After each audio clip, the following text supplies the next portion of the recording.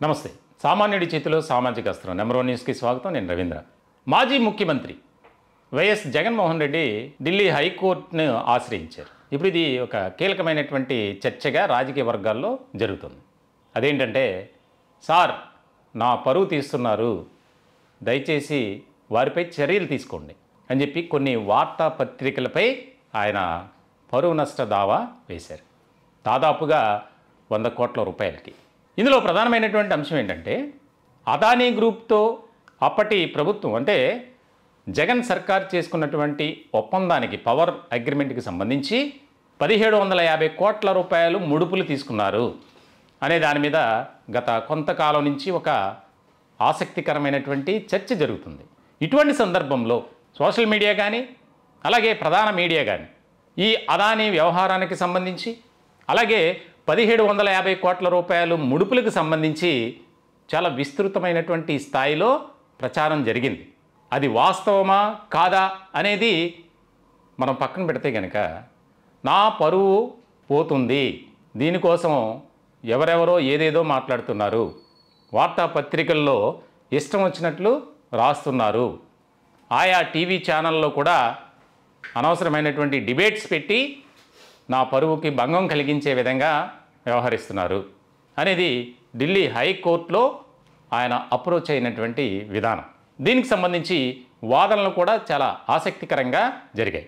ఎక్కడో జరిగినటువంటి ఈ యొక్క ఏదైతే ఆ కేసు ఉందో, ఇతర దేశంలో కేసు నమోదు చేశారు. ఎఫ్ఐఆర్లో జగన్ పేరున్నట్లు ఒక ప్రచారం జరిగింది. అలాగే ప్రతిపక్ష పార్టీలు కూడా దానికి సంబంధించి ఎక్కువగానే విమర్శలు గుప్పిస్తున్నాయి.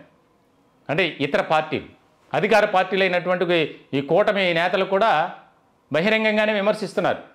అధికారాన్ని అడ్డు పెట్టుకుని అడ్డగోలుగా అక్రమాలకు పాల్పడినటువంటి వ్యక్తి ఈ జగన్మోహన్ రెడ్డి అదానీ గ్రూప్తో ఒప్పందం పెట్టుకొని ఇష్టారాజ్యంగా నిర్ణయాలు తీసుకొని రాష్ట్రాన్ని అలాగే అభివృద్ధిని గాలి కుదిలేసి వ్యవహరించారు, ఆయన నిర్ణయాలు తీసుకున్నారని. దీనికి సంబంధించి ఎన్నో ట్విస్టులు ఈ యొక్క పవర్కి సంబంధించి అప్పటి క్యాబినెట్లో ఉన్నటువంటి బాలినేని శ్రీనివాసరెడ్డి కూడా నా ప్రమేయం లేకుండా అంతా చేశారు.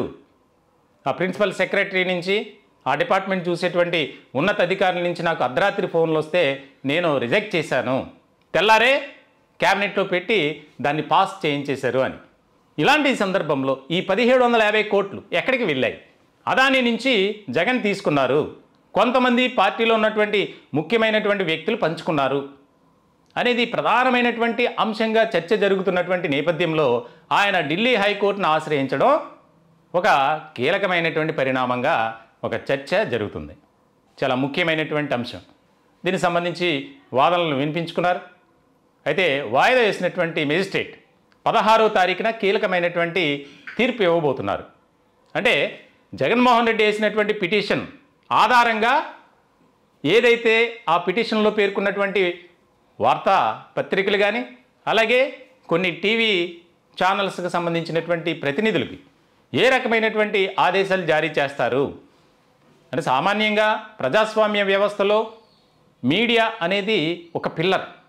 ఏదైనా సరే సమాజంలో జరుగుతున్నటువంటి అకృత్యాలు కానీ అఘాయిత్యాలు కానీ లేకపోతే అవినీతి కార్యకలాపాల గురించి ప్రజలకు వివరించాలి, ప్రజలకు తెలియజేయాలి, సమాజం ముందు పెట్టాలి.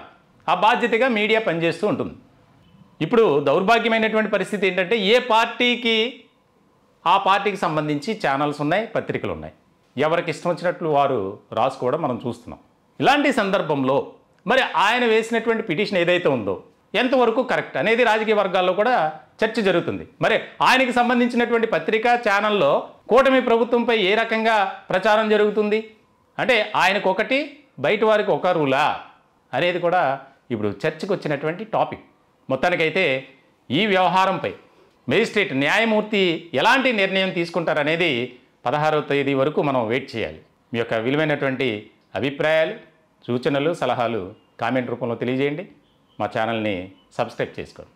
Thank you.